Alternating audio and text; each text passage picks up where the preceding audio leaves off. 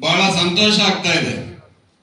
ಕಾರಣ ವಿಶೇಷವಾಗಿ ಪಕ್ಷವನ್ನ ಯಾವಾಗ ಬದಲಿಸ್ತಾರೆ ಅಂದ್ರೆ, ಯಾವ ಪಕ್ಷ ಸೋತೋಗಿರ್ತದೋ ಆ ಪಕ್ಷದಿಂದ ಅಧಿಕಾರದಲ್ಲಿ ಇರ್ತಕ್ಕಂಥ ಪಕ್ಷಕ್ಕೆ ಹೋಗ್ತಕ್ಕಂಥದ್ದು ಸರ್ವೇ ಸಾಮಾನ್ಯ.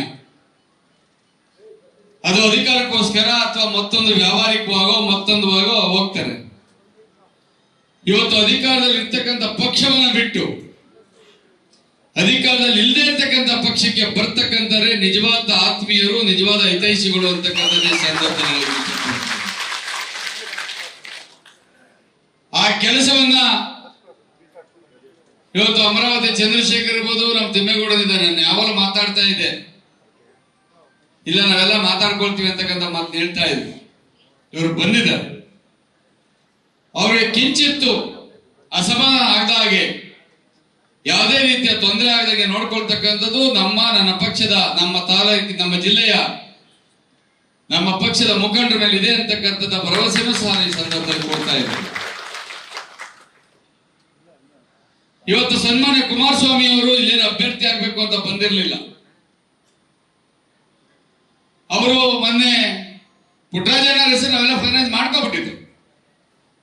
ತಮ್ಮಣ್ಣವರು ಬೇಡ ಅಂತ ಹೇಳಿದ್ರು, ಪುಟ್ಟರಾಜ್ ಅವ್ರನ್ನ ಮಾಡ್ಬಿಡಿ, ಮಾಡೋಣ ಅಂತಕ್ಕಂಥ ಮಾತನ್ನ ಹೆಸರು ಘೋಷಣೆ ಮಾಡ್ತಕ್ಕಂಥ ಸಂದರ್ಭದಲ್ಲಿ ನಡೆದಂತ ಘಟನೆಗಳು, ಕುಮಾರಸ್ವಾಮಿ ಅವರ ಮೇಲೆ ಬಂದಂತ ಒತ್ತಡದಿಂದ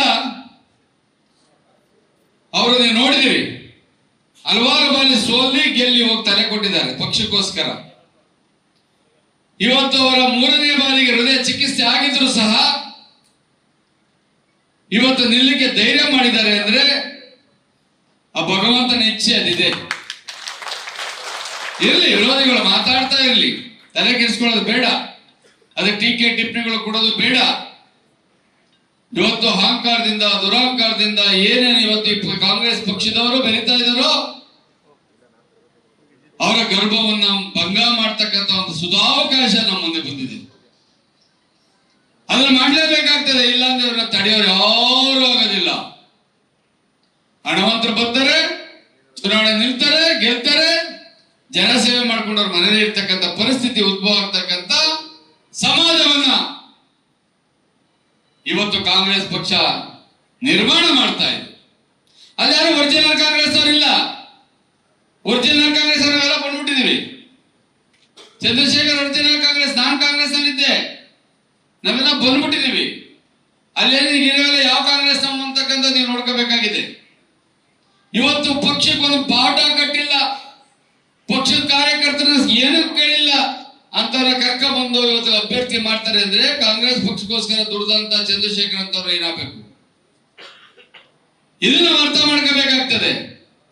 ನಾವು ಮೊದಲಿಂದ 6 ತಿಂಗಳ ಮುಂಚೆನೆ ದೇವೇಗೌಡರು ಇಲ್ಲ ನಿಖಿಲ್ ಕುಮಾರಸ್ವಾಮಿ ಅವರು, ಕುಮಾರಣ್ಣವರು ಬರಬೇಕು ಅಂತ ರೆಸೊಲ್ಯೂಷನ್ ಮಾಡಿಕೊಟ್ಟಿದ್ದ ಕಾರಣ ನಿಖಿಲ್ ಕುಮಾರಸ್ವಾಮಿ ಅವರು ಬಹಳ ಕಡಿಮೆ ಹಂತದಲ್ಲಿ ಕಳೆದ ಬಾರಿ ಸೋತಿದ್ರು. ಅವ್ರಿಗೆ ಒಂದು ಒಳ್ಳೆ ಸೇವೆ ಮಾಡ್ಬೇಕಾಗಿತ್ತು ನಾವು. ಅವ್ರು ಬರ್ತಾರೆ ಅಂತ ನಮ್ಕೊಂಡು ಬಹಳ ಹೋರಾಟ ಮಾಡಿದ್ರು, ಏನೋ ಗೊತ್ತಿಲ್ಲ, ಯಾರು ಹೇಳಿದ್ರು ಕೇಳಲಿಲ್ಲ. ನಾನು ಕಂಟೆಸ್ಟ್ ಮಾಡೋದೇ ಇಲ್ಲ, ಮಾಡೋದಿಲ್ಲ ಅಂತಕ್ಕಂಥ ದೃಢ ನಿರ್ಧಾರವನ್ನ ತೆಗೆದುಕೊಂಡ್ರು. ರಾಜಕಾರಣದ ಅದು ಬೇಕಾಗ್ತದೆ ಕೆಲವು ಸಂದರ್ಭದಲ್ಲಿ. ಯಾರು ಹೇಳಿದ್ರು ಕೇಳಿಲ್ಲ, ದೇವೇಗೌಡರು ಹೇಳಿದ್ರು ಕೇಳಲಿಲ್ಲ, ಕುಮಾರಣ್ಣನ ಕೇಳಲಿಲ್ಲ, ನಾವೆಲ್ಲ ಹೋಗಿ ಕೇಳಿದ್ರು ಸಹ ಅವ್ರು ಕೇಳಲಿಲ್ಲ. ಅಂತಿಮವಾಗಿ ಮಂಡ್ಯ ಮತದಾರ ಬಂಧುಗಳು ಅತಿ ಹೆಚ್ಚು ಒತ್ತಾಯವನ್ನು ಮಾಡಿ ಕುಮಾರಣ್ಣ ಅವರು ಇವತ್ತು ಕರ್ಕೊಂಡ್ ಬಂದಿದ್ದೀವಿ. ನೀವೆಲ್ಲ ಇವತ್ತು ನಮ್ಮ ಪಕ್ಷಕ್ಕೆ ಬರ್ತಾ ಇದ್ದೀವಿ, ನಾವು ತುಂಬಾ ಹೃದಯದಿಂದ ಸ್ವಾಗತವನ್ನ ಕೋರ್ತಾ ಇದ್ದೀವಿ. ನೀವೆಲ್ಲ ಬಂದು ನಮ್ಮ ಪಕ್ಷ ಎಷ್ಟು ಎತ್ತರಕ್ಕೆ ಅಂತರವನ್ನ ಕಾಯ್ಕೋಬೇಕು ಅಂತಕ್ಕಂಥ ನೀವೆಲ್ಲ ಯೋಚನೆ ಮಾಡ್ಬೇಕಾಗ್ತದೆ. ಇವತ್ತು ಕಾಂಗ್ರೆಸ್ ಪಕ್ಷ ವರ್ಗಗಳ ಮಧ್ಯೆ ತಂದಿಡ್ತಾ ಇದೆ.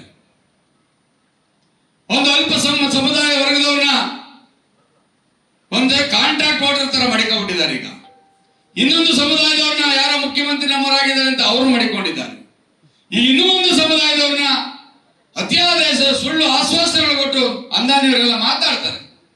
ಅವರನ್ನು ಸಹ ಬ್ರೈನ್ ವಾಶ್ ಮಾಡ್ತಕ್ಕಂಥ ಕೆಲಸವನ್ನ ಮಾಡ್ತಾರೆ. ಇದಕ್ಕೆಲ್ಲ ಉತ್ತರವನ್ನ ನಾವು ಕೊಡಬೇಕಾಗ್ತದೆ. ದೇವೇಗೌಡರನ್ನ ದಡ್ಡವರಲ್ಲ.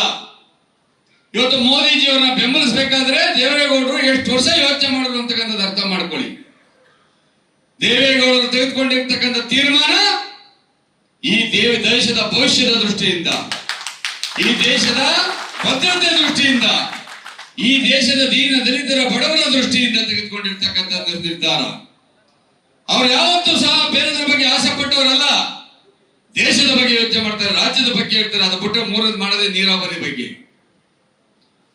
ಇವತ್ತು ಕಾವೇರಿ 86 ಅಡಿ ನೀರಿದೆ. ನಾವು 72 ಅಡಿ ನೀರಿದ್ದಾಗ ನೀರನ್ನ ನಮ್ಮ ಜನ ನಾಲೆ ಮೇಲೆ ತಂದಿತ್ತು.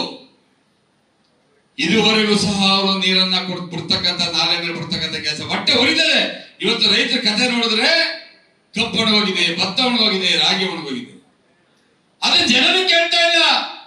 ಪುಣ್ಯಾತ್ಮ ಮಂತ್ರಿ ಬರ್ತಾನೆ, ನೀವೇನಾದ್ರು ಓಟ್ ಹಾಕ್ಲಿ ಅಂತ ಗ್ಯಾರಂಟಿ ತೆಗಿತೀವಿ, ನೀವೇನಾದ್ರು ಓಟ್ ಹಾಕ್ಲಿ ರಸ್ತೆ ಮಾಡಿಸಲ್ಲ, ನೋ ರೋಡ್ ಲೀಡ್ ಕೊಟ್ಟು ಬಾ, ಇದ್ರ ಬರಬೇಡ ನನ್ನ ಮುಂದಕ್ಕೆ ಅಂತಕ್ಕಂಥ ದುರಹಂಕಾರದ ಮಾತುಗಳನ್ನ ಇವತ್ತು ಈ ಜಿಲ್ಲೆಯಲ್ಲಿ ಆಡ್ತಾ ಇರ್ತಕ್ಕಂಥ ನೀವು ಮಾಧ್ಯಮಗಳಲ್ಲಿ ನೋಡ್ತಾ ಇದ್ದೀರಿ. ಅದಕ್ಕೆ ಬುದ್ಧಿ ಯಾಕೆ ಕಲಿಸ್ಬೇಕು? ನೀವು ಬುದ್ಧಿ ಯಾಕೆ ಕಲಿಸ್ಬೇಕು? ಇದು ಒಂದು ಸುವರ್ಣಾವಕಾಶ ನಮ್ಗೆ. ಅವರ ಗೌರವವನ್ನು, ಅವರ ಮುಖ ಭಂಗವನ್ನ ಮಾಡ್ಬೇಕಾದ್ರೆ ಇವತ್ತು ಕುಮಾರಣ್ಣವರು, ನಾವಿವತ್ತು ಹೇಳ್ತೀವಿ, ಕುಮಾರಣ್ಣವ್ರು ಬರೀ MP ಆಗಕ್ಕೆ ನಿಂತಿಲ್ಲ. ಬಿಜೆಪಿ ಹೈಕಮಾಂಡ್ ನೀವು ಬರಲೇಬೇಕು. ನಾವು ಮಂಡ್ಯ ಎಲ್ಲ ವಿಷಯಗಳನ್ನ ತಿಳಿದುಕೊಂಡಿದ್ದೇವೆ. ನಮ್ಮ ಪಕ್ಷದ ಎಲ್ಲರೂ ಸಹ ನಿಮ್ಮ ಪರವಾಗಿ ಒಗ್ಗಟ್ಟ ಕೆಲಸ ಮಾಡ್ತಕ್ಕಂಥ ಅವಕಾಶವನ್ನು ಮಾಡಿಸ್ಕೊಡ್ತೀವಿ. ನೀವೇ ನಿಂತ್ಕೋಬೇಕು ಅಂತಕ್ಕಂಥ ಒತ್ತಾಯವನ್ನು ಹೇಳಿದ ಮೇಲೆ ಕುಮಾರಣ್ಣವರು ಹಂಗ ಸುಮ್ನೆ ನಿಂತ್ಕೊಂತ ಹೇಳ್ತಾರ ಒಬ್ಬ ಮಾಜಿ ಮುಖ್ಯಮಂತ್ರಿನ? ನಾವೇನಾದ್ರೂ ಇವತ್ತು ರೈತರ ಬಗ್ಗೆ, ಬಡವರ ಬಗ್ಗೆ ಹೋರಾಟವನ್ನು ಮಾಡಬೇಕು, ದೀನ ದಲಿತರ ಬಗ್ಗೆ ಹೋರಾಟ ಮಾಡಬೇಕು ಅಂದ್ರೆ ಇವತ್ತೇನು ಒಂದು ಕೆಟ್ಟ ಪದ್ಧತಿ ಇದೆ. ಯಾರೂ ಸಹ ಹೋಗಿ ಏನೂ ಕೇಳೋದಿಲ್ಲ, MP ಗೆದ್ದೋಗ್ತಾರೆ. ಪ್ರಧಾನಮಂತ್ರಿಗಳು ಭೇಟಿ ಮಾಡಲ್ಲ. ಕುಮಾರಣ್ಣವ್ರು ಕಳಿಸ್ರಿ, 2 ನಿಮಿಷಕ್ಕೆ ಅಪಾಯಿಂಟ್ಮೆಂಟ್ ತಗೊಂಡು 28 ಜನ ಜೊತೆ ಕರ್ಕೊಂಡು ಹೋಗ್ತಕ್ಕಂಥ ಕೆಲಸ ಮಾಡ್ತಾರೆ. ಇನ್ನು ಮಾತಾಡ್ತಕ್ಕಂಥದ್ದು ಕಾರ್ಯಕರ್ತ ಸಭೆ ಬಂದ ನನಗೆ 5 ನಿಮಿಷ ಮಾತಾಡಂದ್ರೆ ಈಗ ಯಾಕ ಭಾಷೆ ಹೆಚ್ಚಾಯ್ತದ ನಮ್ದು. ದಯಮಾಡಿ ನಿಮ್ ಪಾದಗಳಿಗೆ ನಮಸ್ಕಾರ ಮಾಡ್ಕೊಳ್ತೇನೆ. ಎಲ್ಲ ವರ್ಗದವ್ರನ್ನ ನಾವು ಅವರ ಪಾದಗಳಿಗೆ ನಮಸ್ಕಾರ ಮಾಡಿ ಪ್ರತಿಯೊಂದು ಬೂತ್ನಲ್ಲೂ ಅತಿ ಹೆಚ್ಚು ಮತಗಳನ್ನ ಕೊಡಿಸ್ತಕ್ಕಂಥ ಕೆಲಸವನ್ನ ನೀವೆಲ್ಲ ಸೇರಿ ಹೊಸದಾಗಿ ಬಂದಿದ್ರಿ. ಮತ್ತೊಮ್ಮೆ ಸ್ವಾಗತವನ್ನ ಕೊಡ್ತಾ ನಾವೆಲ್ಲ ಮಾಡೋಣ ಅಂತಕ್ಕಂಥ ಮಾತನ್ನ ಹೇಳ್ತೇನೆ. ಜೈ ಹಿಂದ್, ಜೈ JDS. ನ್ಯೂಸ್ ಫಸ್ಟ್, ನಿರ್ಭೀತಿಯಿಂದ ನಿಮ್ಮ ಪರವಾಗಿ.